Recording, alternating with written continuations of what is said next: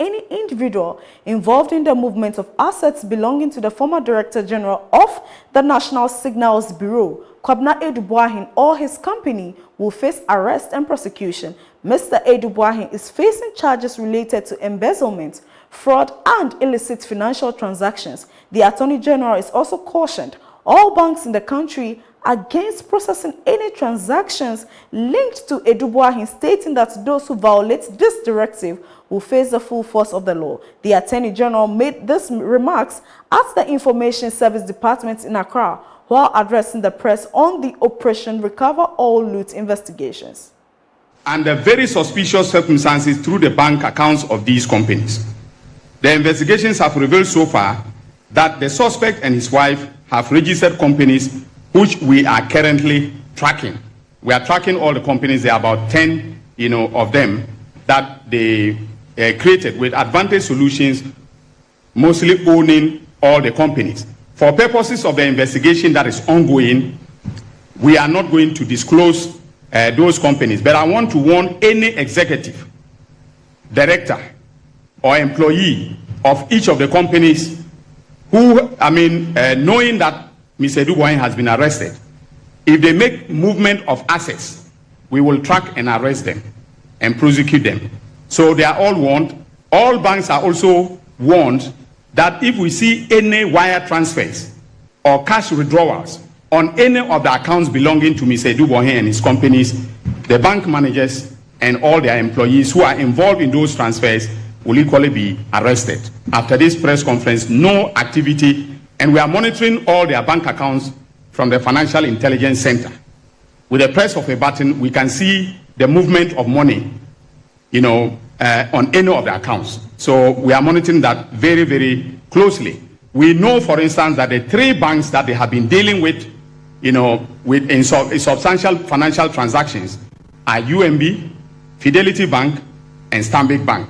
So we are monitoring them keenly.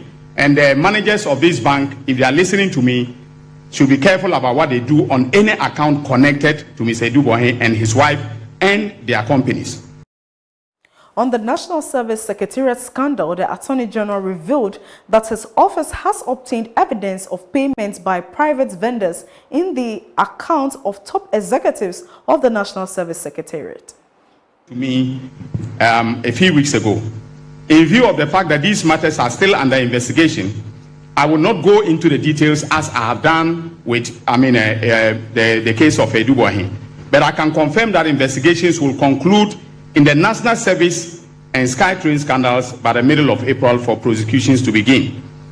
In the National Service scandal, 8 suspects have been interrogated, and a good number of them have started singing.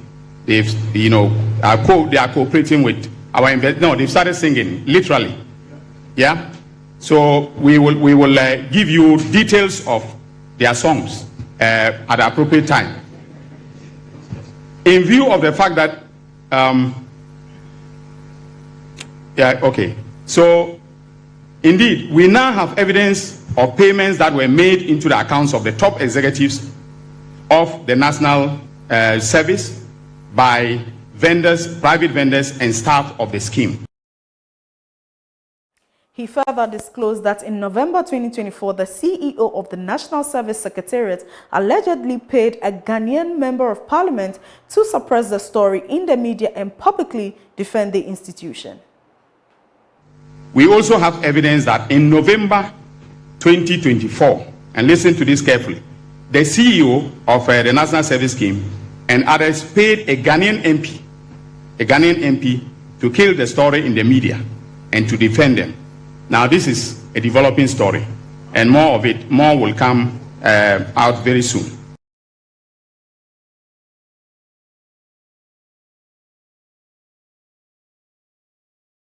Meanwhile, the minority in Parliament has accused the Attorney General of abusing his office by ordering raids and arrests and conducting investigations into former government appointees. The caucus says the Attorney General's role is to provide legal advice two investigative agencies and assist the court in dispensing justice. They argue that his current actions undermine this mandate. Addressing journalists on Monday, March 24, the second Deputy Minority Whip, Jerry Ahmed Shaib, called on the Attorney General to immediately halt such actions. Officer of the court, his interest is to assist the court in dispensing justice when investigators bring their case and evidence. The poster of the new AG undermines this rule.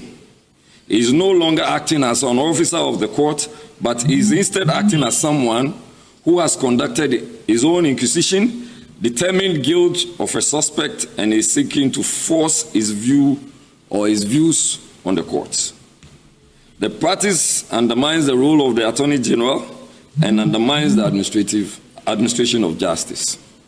All well-meaning voices that respect the operation of the rule of law should call on it to an end, and to end it now as we speak. We are asking that all well-meaning voices that respect the operation of the rule of law should call on the Attorney General to put an end to this immediately. The Attorney General is not expected to start off by prejudicing an investigation and in his mind conducting an inquisition on suspects. Since when did we have an Attorney General who himself orders arrest, conducts investigations, and examines his own evidence to determine if a prima facie case is being documented or docketed against a suspect? This is highly improper and leads to bias right from the investigation process. Let the court decide the guilt or innocence of suspects. The new approach where the Attorney General seeks to convict political opponents in the court of public opinion before going to the court of competent jurisdiction is an abomination that should not be countenanced. Photographs circulating on social media clearly shows signs of destruction and ransacking, hardly the marks of a lawful and respectful operation. If indeed a court-issued warrant truly existed, why was it not presented to Dr. Addison before or during the raid? Why was brute force used to overpower his private security? Why was the CCTV camera dismantled and taken away? Transparency is a hallmark that ensures lawful enforcement. The failure to follow basic procedure cast doubt on the legality and intent of the operation. No amount of legal contortion or public relations spin can undo the facts. Dr. Addison's home was raided under highly questionable circumstances.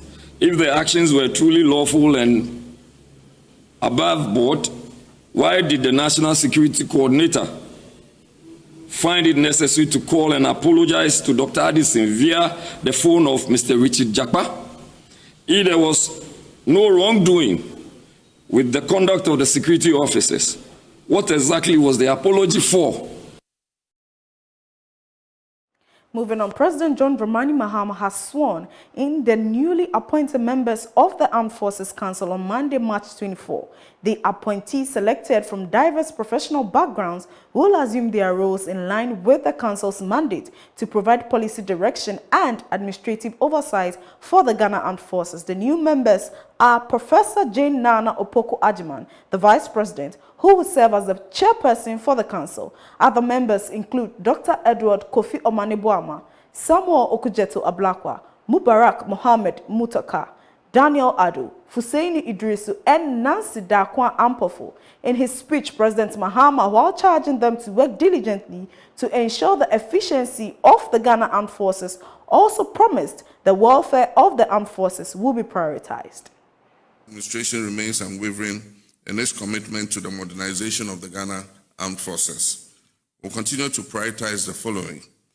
1, capacity building programs that enhance the skills and expertise of our personnel, ensuring that they are equipped to handle both conventional and unconventional threats. 2, investment in modern military technology and equipment to strengthen our national defense capabilities. 3, enhanced infrastructure development, including improved barracks, training facilities, and logistics support systems. 4, improved welfare and support systems for military personnel and their families, recognizing that the well-being of our armed forces extends beyond the battlefield.